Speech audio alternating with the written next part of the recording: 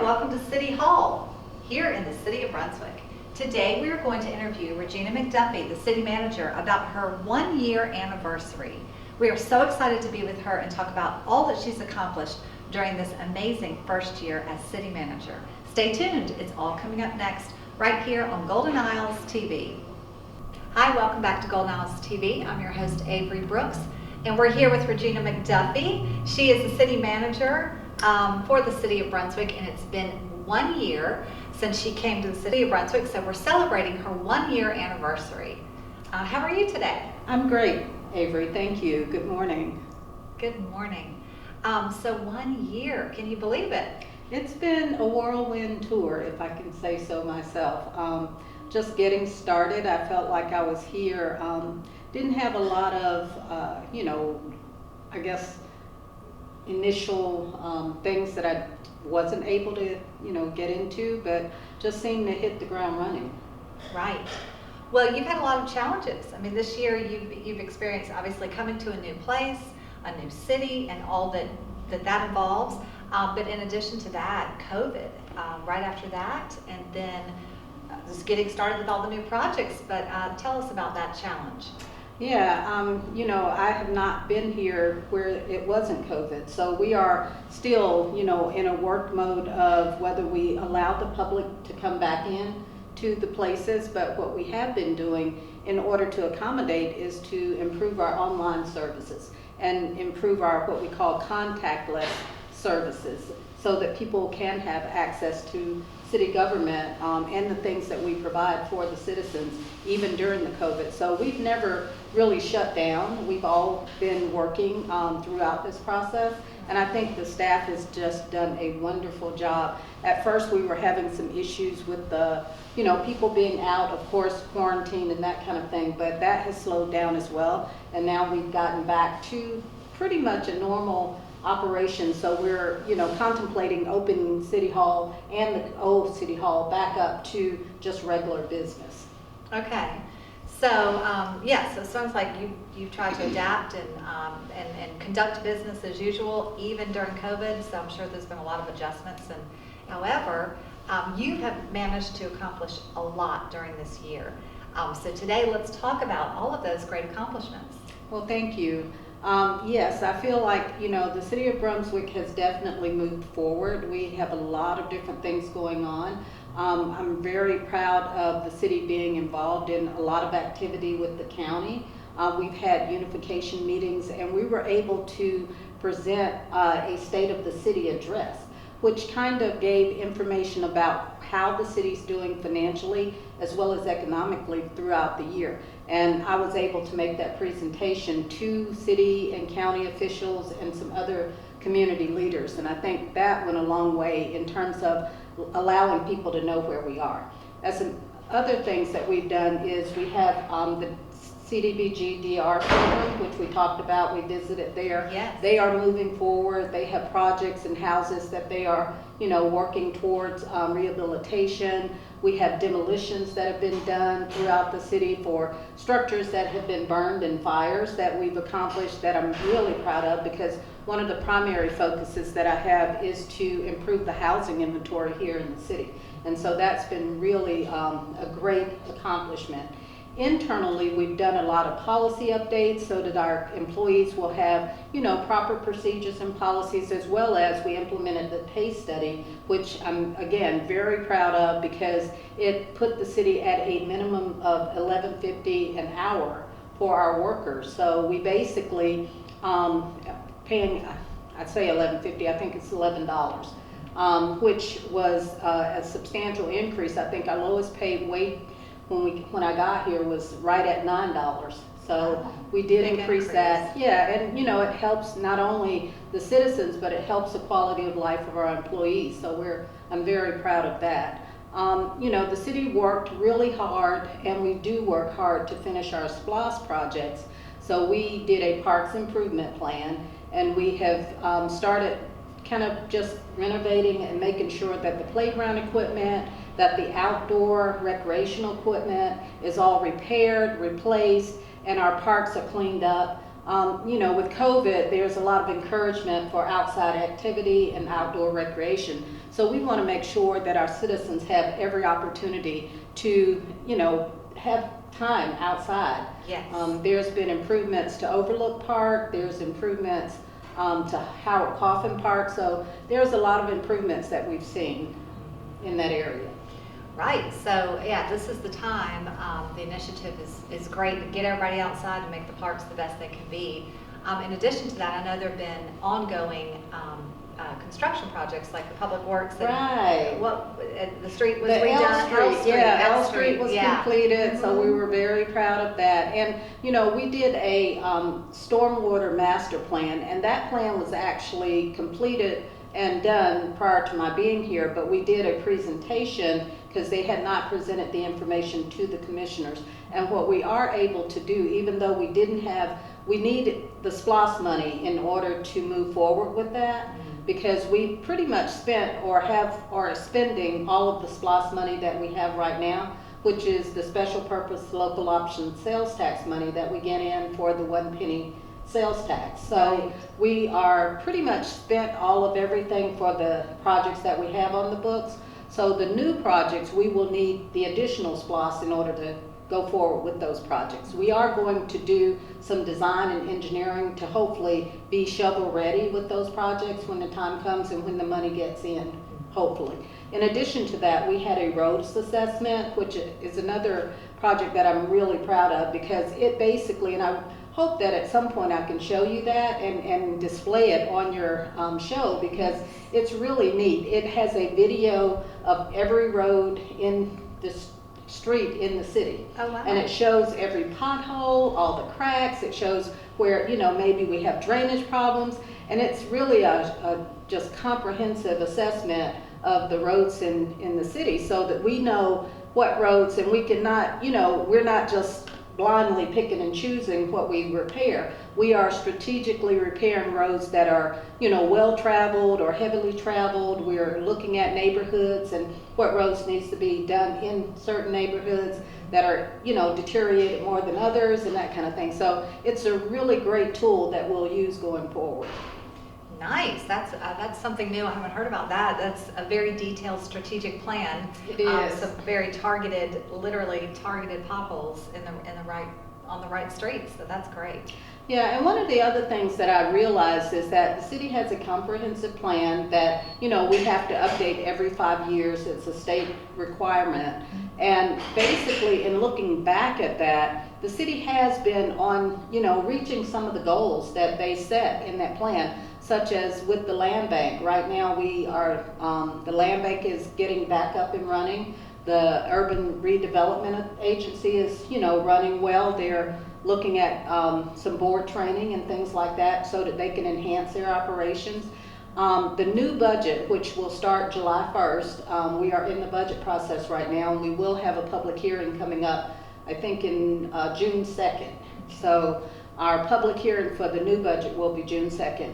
But that budget has great support for business development, for planning, for the quality of life, because it supports the housing initiative that we have with our CDBG, and it provides just a tremendous amount of support internally.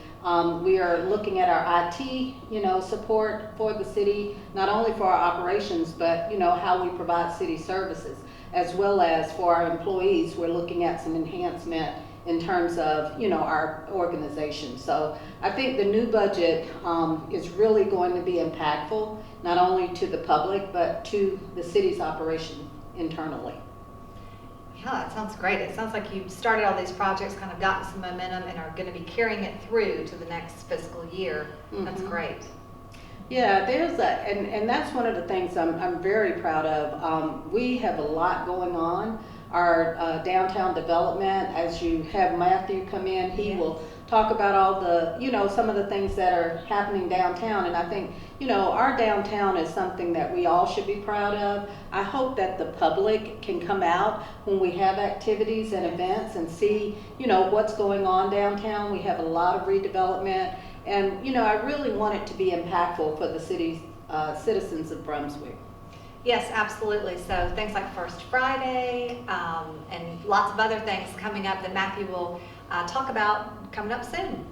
Yeah, one of the nice things, and this is, I joke about it, but we are actually trying to get, because, cleanup of the city is another important aspect. We're looking at our waste collection, contracts and looking at how we'll better serve our citizens with waste collection. But we also have the drainage, and we're going to bring the goats back. I don't know if you're familiar with the goats, but I'm not. we have, a couple of years ago, they said they brought in this team of goats that cleaned out some of our ditches. Wow. And they said they did a really good job because they can get in places that our crews cannot. Oh. So we're going to try and get them back. So when we get them back, we'll certainly have you, do a show with the goats. With the goats. Great, great. Well, I just, am really excited about some of the things that we're here doing in the city. I get excited about things like Christmas lights. I want us to, just be able to promote our downtown with the Christmas shows and the parade.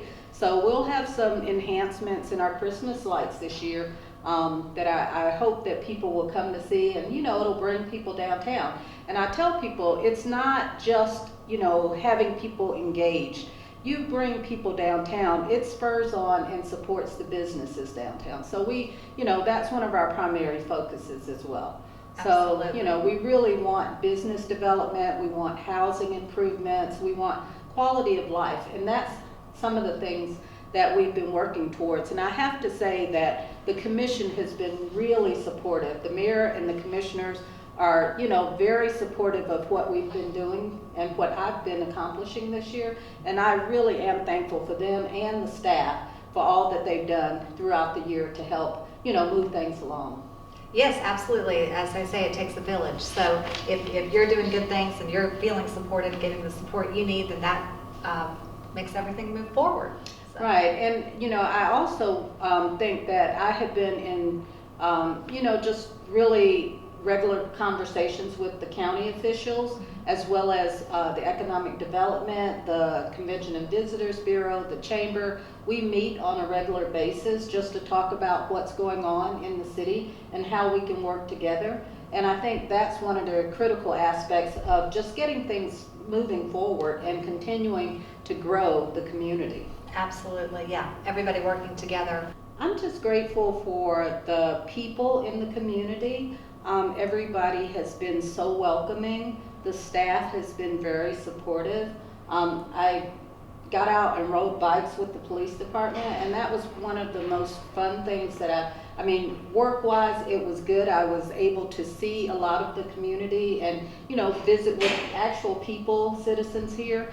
And it was just a good aspect of my job and just kind of acclimating me to the community. And, I can't say enough about the people who are investing in this community. And that was one of the things that I told the commissioners with our budget is that, we need to invest in ourselves because there are a lot of people investing in the community as well. So the city needs to continue to invest to, keep things repaired, keep things updated, make improvements within what we have control over so that the people who are investing in our community feels like, we are alongside with them. So that's one of the things that I wanted to convey and hopefully will continue to do.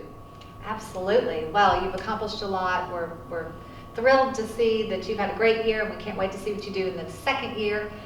So thank you so much for being with us today, and we just wish you a happy first anniversary. Well, thank you so much, and I appreciate the opportunity. I hope that this communication is getting out to the citizens, and I just want to say thank you to the community, and I love Brunswick. It's great. So you can catch the show on Golden Isles TV on Comcast Channel 98 every night during the month of June, and you can also watch on YouTube. So check us out online or on TV. Welcome back to Golden Isles TV. I'm here with Mathew Hill, Director of Downtown Development Authority. Thank you so much for being here today. Thank you. Thank you. It's good to see you again. Thank you. Good to see you. I love your spring green. Oh, thank you. Yeah. We're getting ready for summer. Yes, yes. So we're talking about summer today and what's going on in downtown Brunswick. So talk about some of the things that are coming up this summer. Sure. Well, of course, every month we have our First Friday. The next one's going to be on June 4th and then on July 2nd. That's from 5 to 8 p.m. downtown. Stores stay open late. It's a good time to mill around and meet people. Restaurants usually have specials, and it's a great time for the community. We also have every Friday and Saturday night throughout June music in the parks. It alternates between Jekyll Square and Mackin Square, but that's every Friday and Saturday evening. So that's a great time to come and enjoy downtown Brunswick. That is nice. What time does the music start? Music starts at 6 o'clock or 7 o'clock, depending on if there's a play at the theater. Okay, awesome. Right, and you can go to look at Brunswick Music District on Facebook to see the schedule and who's going to be playing. Okay, Brunswick Music District. Brunswick Music District. Awesome. Right. Okay, what else? Well, of course, it's almost July, so we have our old-fashioned 4th of July celebration, which this year we're going to have in person at Mary Ross Waterfront Park. Great. And those festivities start on Saturday, July 3rd. Okay. We'll have a parade, mostly for kids and families. It's a walking parade from Hanover Square up Newcastle Street to Mary Ross Park. Okay. That starts at 10 o'clock in the morning. And then at the park from 10 o'clock until 3 o'clock, we have music, food trucks, some kids' activities, and some other stuff going on. Then on Sunday, we have our 4th of July festival. And that we'll give away free watermelon slices, we'll have music, we'll have kids' games, and of course the fireworks at 9 o'clock. Wow, sounds awesome. It really sounds like it's an entire weekend It full is. of events. Because the Friday is First Friday, so Oh, spend okay. the whole weekend in downtown Brunswick. How nice. How nice that First Friday obviously falls Yeah. on the July 4th weekend, so that's awesome. Doesn't happen every year, so we're going to make the most of it. Yes, and what do people might want to know, COVID restrictions or masks or anything, or because it's outside? Right, it's an outdoor event, so of course if you're vaccinated, you don't need to wear a mask. And if you're not, or if you just feel like you want to wear a mask, that's fine. Everybody can do what they feel they need to do. But there are no official mask restrictions for that event. Okay, Yeah. awesome. Outdoor event, so no restrictions, so that is great news. Right. Great. Okay, anything else? We do have an art walk on June the 5th. That's Saturday from 10 until 3. On Newcastle Street, we'll have artists and craft people out selling their wares and some demonstrations. So that'll be great beginning to the month of June. Yes, so some things going on in June. Right. And rolling all the way into the big July 4th celebration. That's right. And don't forget about First Friday, so thank you so much. Okay, thanks, Avery. This is awesome.